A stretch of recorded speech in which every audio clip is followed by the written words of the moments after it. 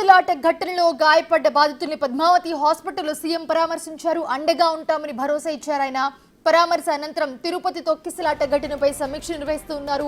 అధికారులతో administrative building లో review meeting జరగనుంది. రివ్యూ మీటింగ్ లో ఘటనకి సంబంధించిన విషయాలను మంత్రులు అధికారులకు సీఎంకి వీళ్ళందరూ కూడా వివరించనున్నారు. సో బాధితులను పరామర్శిస్తున్న విజువల్స్ కూడా మన స్క్రీన్ మీద చూస్తూ ఉన్నాం.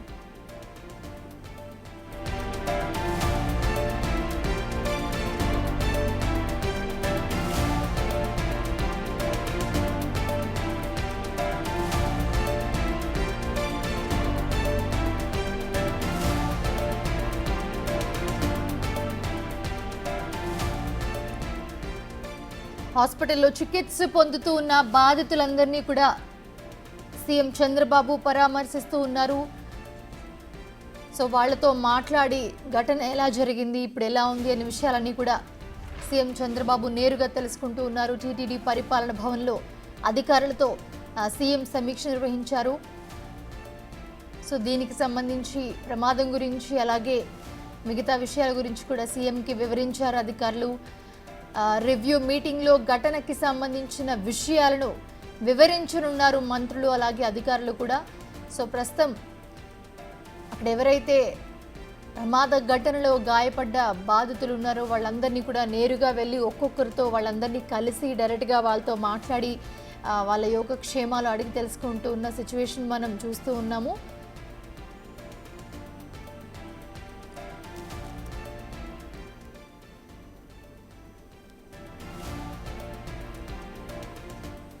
అలాగే తిరుపతి తొక్కిసలాట ఘటనపై సీఎం చంద్రబాబు తీవ్ర ఆగ్రహాన్ని అయితే వ్యక్తం చేశారు. టీటీడీ ఈవో శ్యామలరావు కలెక్టర్ ఎస్పీపై ఫైర్ అయ్యారు. ఆయన టోకెన్ల కోసం భక్తులు ఆందోళనగా ఉంటారని, అలాంటి భక్తులను టోకెన్ల కోసం కొత్త ప్లేస్కి తెచ్చినప్పుడు ఎలాంటి జాగ్రత్తలు తీసుకోవాలో తెలీదా అంటూ ప్రశ్నించారు ఆయన నేరుగా.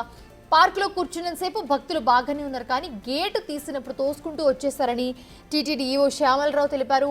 గేటు తీసినప్పుడు ఎలాంటి జాగ్రత్తలు పాటించాలో, ఏం చేయాలో, ఏం చేయకూడదు, ఎలా చేయాలో ఇవేవి మీకు తెలీదా అంటూ చంద్రబాబు తీవ్ర స్థాయిలో ఆగ్రహం వ్యక్తం చేశారు. ఇలాంటి సందర్భాల్లో ఎలాంటి జాగ్రత్తలు తీసుకోవాలో ఇక్కడ డ్యూటీ వేసిన అధికారులు మీకు చెప్పలేదా అన్నారు. అయితే అన్ని సూచనలు చేశామన్న శ్యామలరావు సమాధానానికి చంద్రబాబు ఈఓను లిఖితపూర్వకంగా ఇచ్చారా అని ప్రశ్నించారు.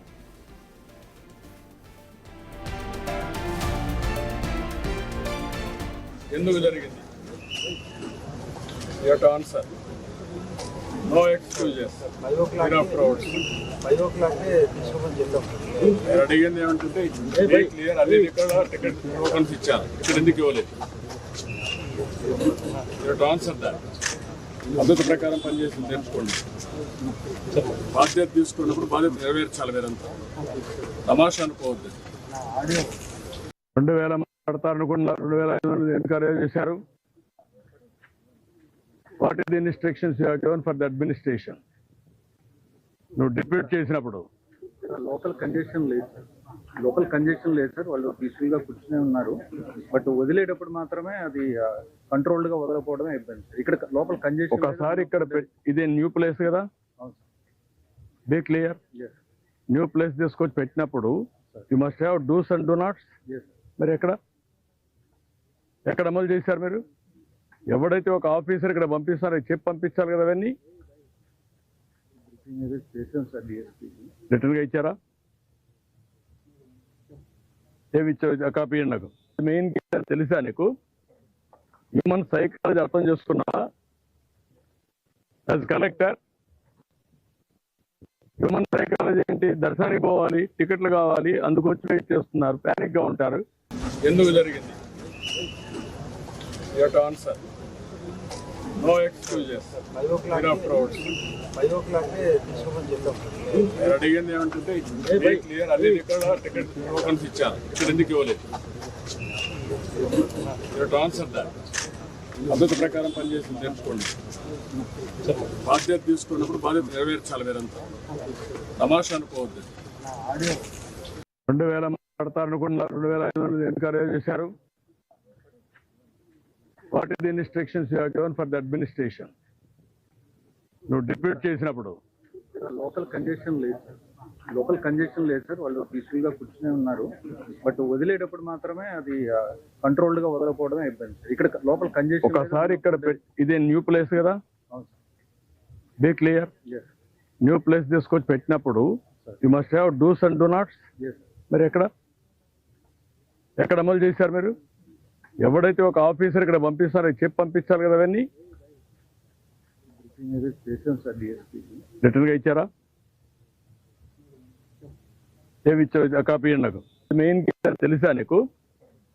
హ్యూమన్ సైకాలజీ అర్థం చేసుకున్నావా? యాజ్ కలెక్టర్ హ్యూమన్ సైకాలజీ ఏంటి? దర్శనానికి పోవాలి, టికెట్లు కావాలి, అందుకు వచ్చి వెయిట్ చేస్తున్నారు, ప్యానిక్ గా ఉంటారు. రైట్, ఇదే అంశానికి సంబంధించి మరిన్ని అప్డేట్స్ అందించడానికి మా ప్రతినిధి దామోదర్ జాయిన్ అవుతున్నారు. దామోదర్, ప్రస్తుతం చూస్తూ ఉన్నాము సీఎం నేరుగా వెళ్ళి ఎవరైతే గాయపడ్డ బాధితులు ఉన్నారో వాళ్ళందరితో మాట్లాడి పరామర్శించారు. సో అధికారులపై కూడా తీవ్ర ఆగ్రహం వ్యక్తం చేస్తున్న పరిస్థితి. సో రివ్యూ మీటింగ్ కూడా ఉండబోతుంది. సో ఏం చెప్పబోతున్నారు వాళ్ళు ఘటనకి సంబంధించి? మీ దగ్గర ఏం అప్డేట్స్ ఉన్నాయి? మనిషా ఏదైతే స్టిమ్స్ ఆసుపత్రిలోనే బాధితులను, అదేవిధంగా పద్మావతి మహిళా వైద్య కళాశాలలో అనుబంధ ఆసుపత్రిలో ఉన్న బాధితులను మొత్తం 27 మందిని సీఎం పరామర్శించారు. వారికి బాధితులకు ఏదైతే క్షతగాత్రులకు ధైర్యం చెప్పారు, తాను అండగా ఉంటాను, ప్రభుత్వం అండగా ఉంటుంది, అదేవిధంగా టీటీడీ అండగా ఉంటుందని చెప్పారు.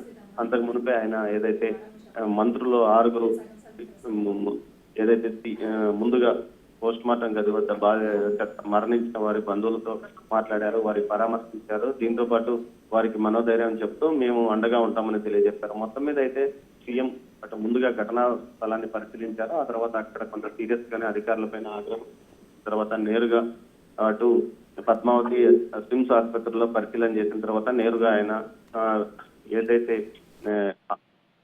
టీటీడీ పరిపాలనా భవనానికి చేరుకున్నారు. ప్రస్తుతం ఈవో కార్యాలయంలో ఆయన అధికారులతోనూ, అదేవిధంగా ఇటు మంత్రులు, జిల్లా ఉన్నతాధికారులతోనూ సమీక్ష రివ్యూ నిర్వహిస్తున్నారు. అసలు ఘటన ఎలా జరిగింది, ఘటనకు గల కారణాలు, టీటీడీ నిర్వహణ లోపం ఎంత, ఈ విషయాలన్నిటి మీద మొత్తం ఆయన వారితో మాట్లాడుతున్నారు. అదేవిధంగా ఆ తర్వాత ఈ ఘటనకు సంబంధించి ఎక్కడ వైఫల్యము, ఎవరి ద్వారా వైఫల్యం చెందింది అన్న విషయాల్లో కూడా ఇప్పటికే ఒక ప్రాథమిక నివేదిక సీఎం అందిన నేపథ్యంలో అందుకు బాధ్యులైన వారి మీద ఏ విధమైన చర్యలు తీసుకుంటారో, ముఖ్యంగా తిరుపతికి సంబంధించి 2 ఐఏఎస్ అధికారులు ఉంటారు, అదేవిధంగా జేఈఓలుగా. దీంతో పాటు వీరు పాత్ర ఎంత, వీరు వైకుంఠ ఏకాదశి సందర్భంగా టోకన్స్ ఇష్యూ కేంద్రాల వద్ద ఎలాంటి ఏర్పాట్లు చేశారు, వీటికి సంబంధించిన వివరాలు ఏమిటి అన్న విషయాలు కూడా తెలుసుకున్నాడు. దీంతో పాటు ఏ పాత్ర నిర్వహించారు అన్న కోణంలో అన్న విషయాలను కూడా ఆయన సమగ్రంగా తెలుసుకుంటారు. ఆ తర్వాత ముఖ్యంగా పోలీసుల పాత్ర ఏమిటి,